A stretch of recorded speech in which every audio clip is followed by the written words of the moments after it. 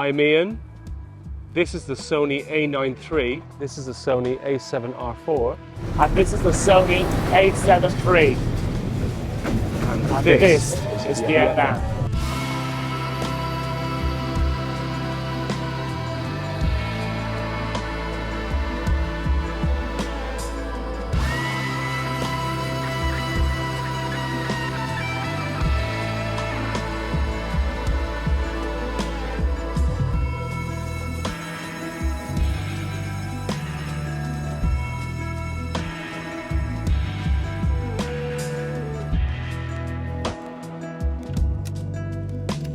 So here we are in the iconic train street in Hanoi to test the Sony A7 III, the Sony A7R IV and the Sony A9 III, but more on that later.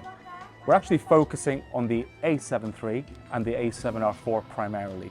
And the reason for that is that we find that these two cameras are closer together in terms of specs and what they can do. So let's talk a bit about the specs. The A7 III is a 24.2 megapixel full frame camera, a little bit of an all-rounder for Sony, whereas the A7R IV is a 61 megapixel monster resolution full frame camera. So let's talk a little bit about the Sony A7 III. Well, firstly, it was released all the way back in 2018, and it was billed as Sony's all-purpose camera, basically good at shooting stills and video. It'll shoot 4K video, and it'll give you 24.2 megapixel stills from its full frame sensor. It'll shoot 6 frames a second at its highest frame rates, and it has 5 stops of image stabilization in a pretty compact and fairly lightweight body as well. So, the Sony A7R IV. Well, the first thing to mention is the R designation, which stands for resolution, and this camera has tons of it, 61 megapixels to be exact from its full frame sensor. You can also shoot 4K video, and it will also give you 5 stops of image stabilization. The camera will also shoot at 10 frames a second, which is astonishing considering the amount of resolution that you have from its full frame sensor.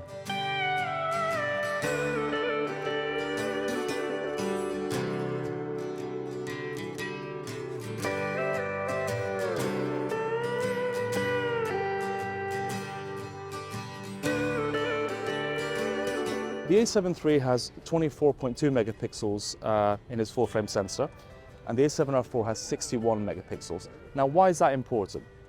The first thing I want to say is that image quality, I don't think, is necessarily reliant upon resolution. I think for me, those two are very, very different things. So today, while shooting in Hanoi, I've been thinking a lot about why I pick up one camera over the other for any given shot. And what I found was that if it was something that I thought required a bit more rendition in detail, I would pick up the A7R IV, and if it was something that it was maybe less important to get that detail, maybe it was more about the action of something or something that just caught my eye, I would pick up the A7 III. Now, there is quite a big difference between these two in terms of resolution, 24 versus 61. But what does that really mean in practical use? And what that means is that in post, it gives me a ton of flexibility in case I want to crop into my shots, in case on the day I couldn't actually get any closer. However, on the A7 III, it just means that you have to compose a little bit more smartly and a little bit more efficiently to get the shot to make sure that you're not cropping in and losing more quality in post.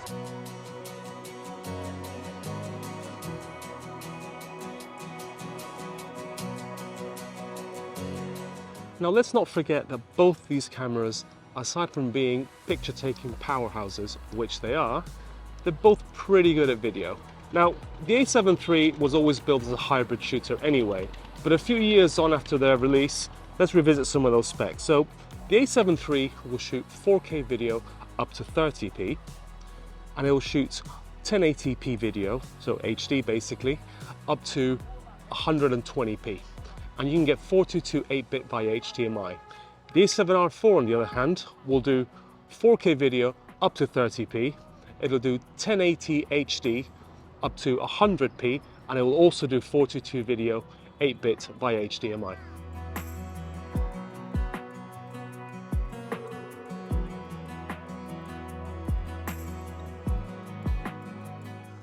So let's talk a little bit about monitoring.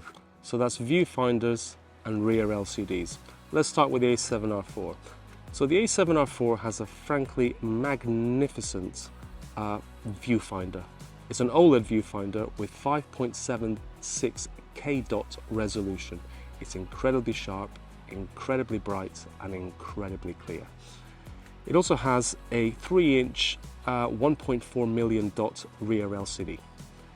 The A7 III, on the other hand, has a 2.39K dot OLED viewfinder and a 3-inch LCD with 922,000 dots of resolution. Now, those are the numbers. They are much greater on the A7R IV. But if I'm quite honest with you, when it comes to monitoring, that's all I really want to do. I just want to be able to monitor the images that I'm taking and that the images that I'm seeing on the rear LCDs or the viewfinder to be an accurate representation of the scene that I'm seeing. And I'm able to do that absolutely fine with the A7 III. However, if this is your bag and more in your budget, you'll be rewarded with an incredible bit of monitoring.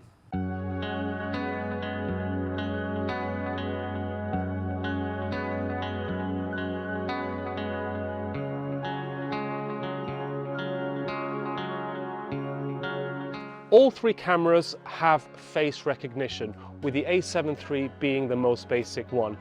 The A7R IV has a slightly more advanced face recognition, and that is very obvious, I would say, whenever you're actually shooting in a place like this that does have a lot of people, but also a lot of distraction. So there's a lot of things that can throw off the AF system here. So at the moment, I have both cameras set to AFC, so that's autofocus continuous, and I have them both set to recognize human beings. Now, what I'm finding, even when I swap between lenses, is that the A7R IV hunts a little bit less. So as soon as I half press the shutter and someone comes into my frame, it pretty much immediately locks. The A7 III, you really do have to be ideally central and not too far back. Once you have it, the camera does a pretty good job in tracking the subject. Now, comparatively to the A9 III, it didn't really matter how haphazardly I actually handle the camera.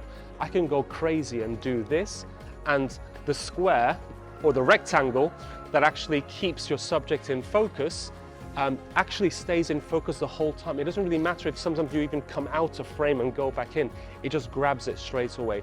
These cameras are not going to be as good as that, but then again, they don't really need to.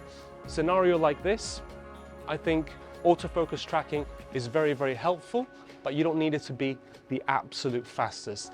And it's the same when you're out in the streets, and I would say largely where these cameras will be used for.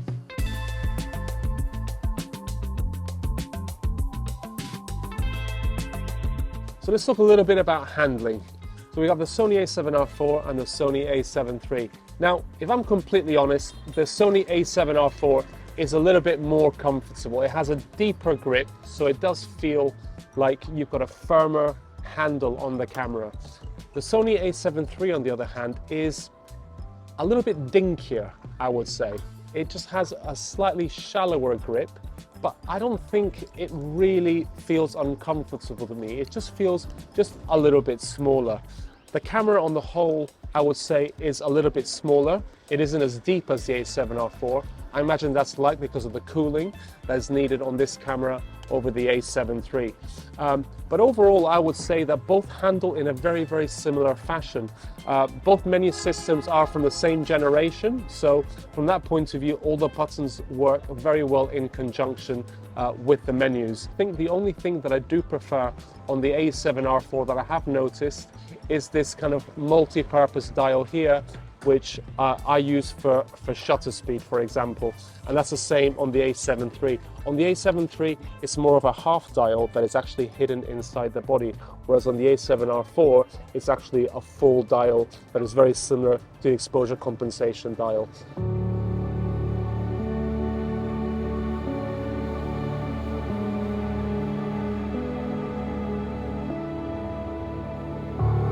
So let's address the elephant in the room. In this case, it's a Sony A9 III, a camera that we haven't shot with very much or talked about very much either. And this is an absolute beast of a camera. However, it can also do pretty much everything that the other two cameras can do, save for maybe having the resolution of the A7R IV. So let's give you some top line specs. The Sony A9 III has a 24.6 resolution full frame sensor, an incredibly fast shutter speed of 1/80 thousandths of a second. It has an insanely fast shooting speed of 120 frames a second. And the thing that makes it unique is that global shutter, something that the other two cameras don't have.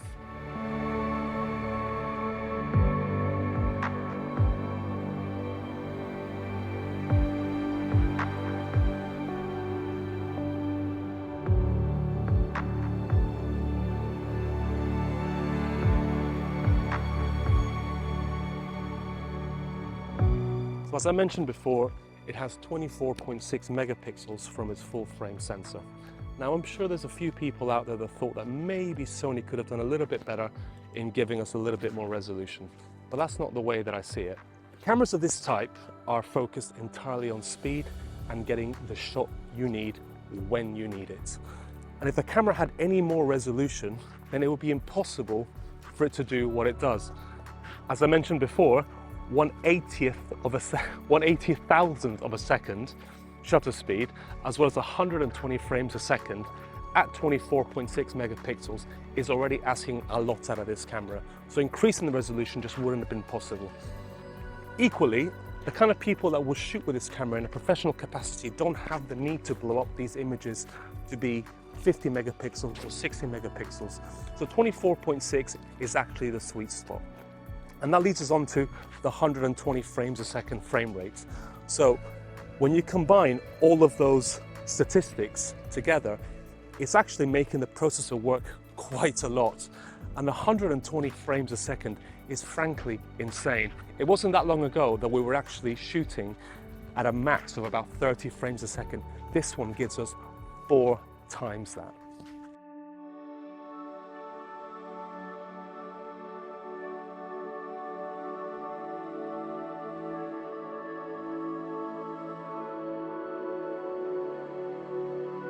In terms of the controls and the handling of the camera, every single button, every single dial just feels so positive. Whenever you push a button, you turn a dial, everything just feels solid.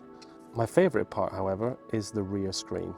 I don't think there is a single angle that has been missed by Sony. This screen can pretty much tilt, angle, and turn pretty much in every direction. It is truly, truly incredible.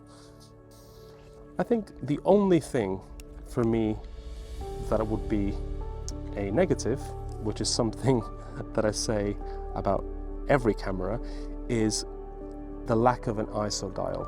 I'm very traditionalist. I love to have a physical ISO dial. I don't like the idea of having to press a button and then look at a screen to see what ISO I'm at. I would love to see a physical ISO dial, but to be honest with you, it is such a minor issue. I think that's a specific thing just to me, really. But other than that, I think the camera handles beautifully and feels safe, secure, and solid in your hands at all times.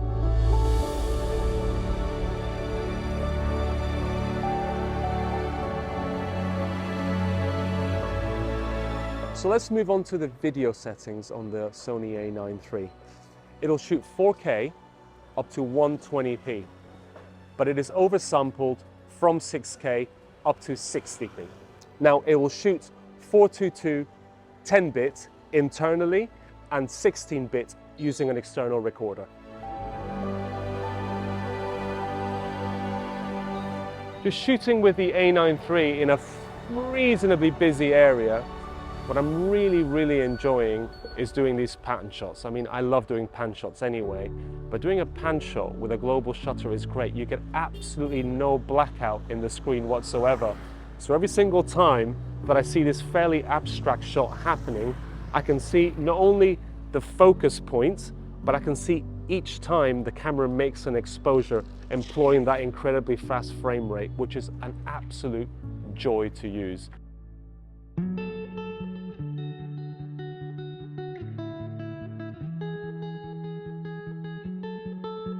Normally, if you're shooting with one camera on its own, you kind of forget as to kind of what makes whatever it's special about it special. In this situation, I've had a chance to shoot with all of them side by side, so I can actually see what makes a global shutter so amazing. So when you're capturing fast moving stills, there is a range of motion that you might be covering. Sometimes you're moving and your subject is moving. So for example, I've been on a boat and I've been photographing other boats. So we're basically both moving towards each other. Sometimes you'll be capturing motorsports, so you'll be doing a fast pan following your subject go across. Other times you might be static and something is moving, or the other way around. So what is amazing about the A9 III is that it can cope with all of that with zero subject distortion. That means that if you have something like a tree, like we have in front of me here, if I were to do a really fast pan to capture something over there, I would know that if that tree appears in my frame at all, it's going to be completely straight. It's not going to be angled like that. And the reason for that is a global shutter effectively captures all of its pixels like that, all in one go. The way that I see it, it's as if the sensor turns itself off and on, so it captures everything in one go. So it freezes the whole entirety of that sensor. So progressive shutters, which can be found on pretty much every other camera, will capture images from one side of the sensor to the other. That means that it doesn't matter how fast it's able to capture an individual scene, there will always be a delay between the start of the exposure and the end of the exposure. And that's where you might have a problem within your foregrounds or backgrounds in creating some kind of distortion with your subject, where it can appear to kind of be going towards one side. Think of poles, think of trees. Anything that is kind of inside your frame, might not even be your subject, can appear to have some kind of distortion.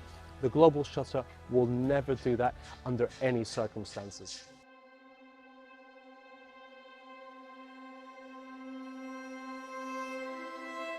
So autofocus in the A9 III. Probably the aspect, other than the global shutter, that's probably key to this camera.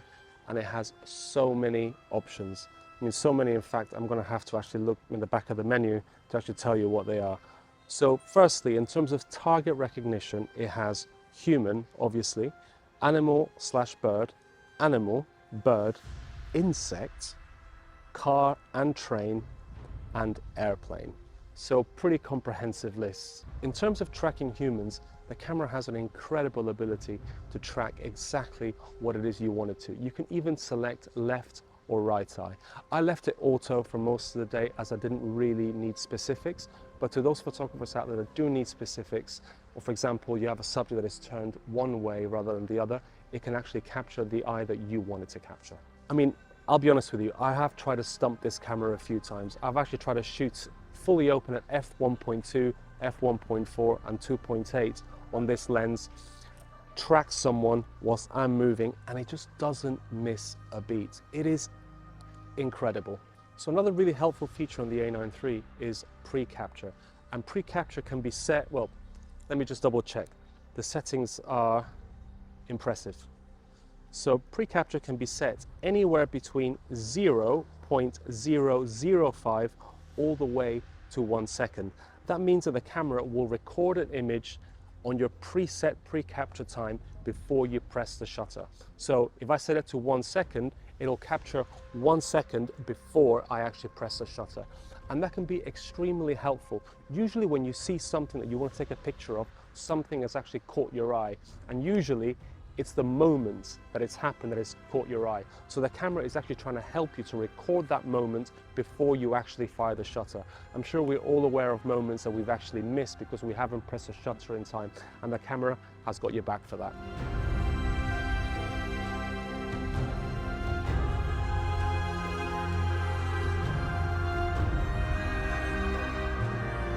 So let's talk a little bit about IBIS on the Sony A9 III.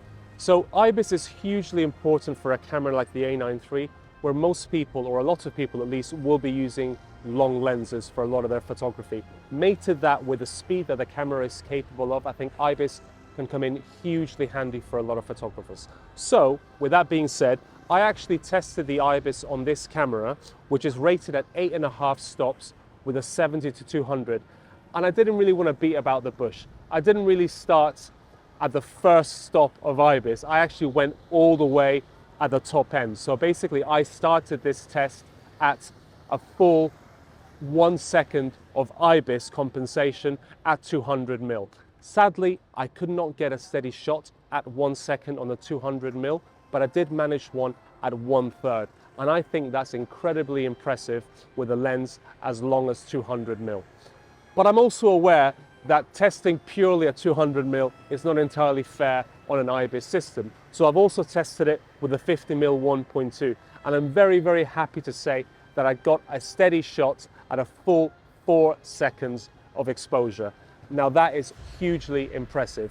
Now, when it comes to IBIS, it's worth mentioning that the way I calculate the IBIS functionality within a camera is I take the focal length of the lens that I'm using. So if you're using a zoom, I would just work out at what stage of the zoom you're at, and then I would work out as to what the IBIS compensation quotient is. So for example, with a 50mm lens, I would say that without IBIS, I could confidently handhold at 1/50th. So I start my countdown of IBIS compensation down from 1/50th. In the case of the 50mm, for example, it'd be from 1/50th all the way down to about 4 seconds, which is what this camera was able to achieve with a 50mm. Hugely impressive.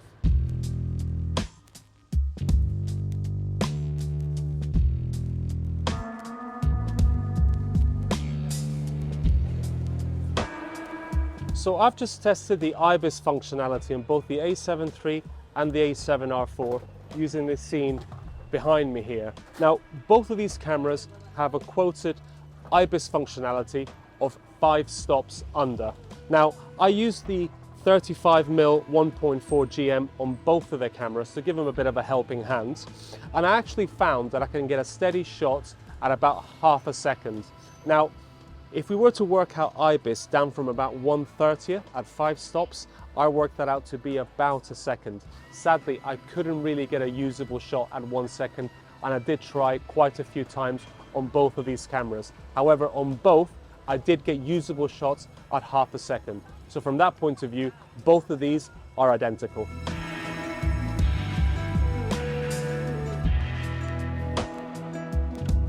So we've just concluded our ISO tests, and it's actually the first time we've actually pitched all 3 cameras against each other. We're not really doing that, we're more testing to see what the ISO performance is like on all 3 cameras. However, in tune with what we were doing before, we did kind of pitch the A7 III against the A7R IV, so we'll start with those 2. So we've got an incredibly dynamic scene here, as you can see.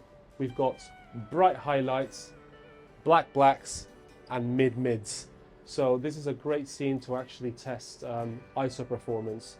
We're on the tripod just to have a bit more control over the image, get it nice and sharp. We're shooting at f8, and then we've just basically cycled through various ISO values across all 3 cameras and tried to keep them equal. Less so at the top end, as obviously they have different top end ISO values, but everything from base ISO up until their top end ISO has been kept as consistent as possible. So let's begin with the A7 III and the A7R IV. I would say they were pretty much neck and neck from base ISO of 100 all the way up to about 3200 to 6400, where I did begin to see that the A7 III, with its larger pixels and its full frame sensor, was beginning to yield a slightly clearer image. I would say that it wouldn't be too hard to match the A7R IV once you start getting up to 12,500 ISO, but I would say that if I had to be completely truthful, I would say that the A7 III is slightly superior. But at the same time, you do have to ask yourself, how often are you actually shooting a scene like this on a tripod at that high an ISO value? You might do when you're handheld, for example, but for me personally, I very, very rarely ever go above 6400. So moving on to the Sony A9 III, which is currently mounted onto the tripod, the slightly different camera to use. For one, the base ISO is actually 250. And this one tops out at 25,600. It got the same treatment, we just began at a slightly higher ISO because it's its base ISO. So I would say in terms of performance, I would say it was very, very clean, up to about 1600. There's a bit of texture as you start getting up to those higher values, but to me, it looks perfectly fine, perfectly usable, and more importantly, it looks still pleasing to me.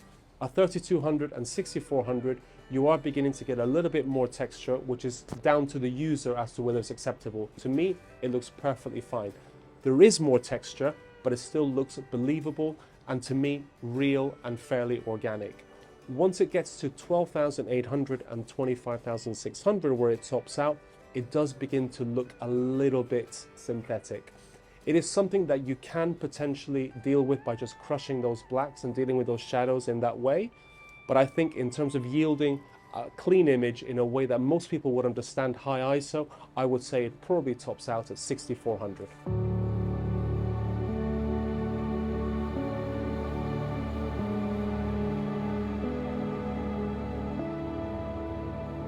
So after a week in Vietnam with these three incredible cameras, I think I've worked out which is the one for me.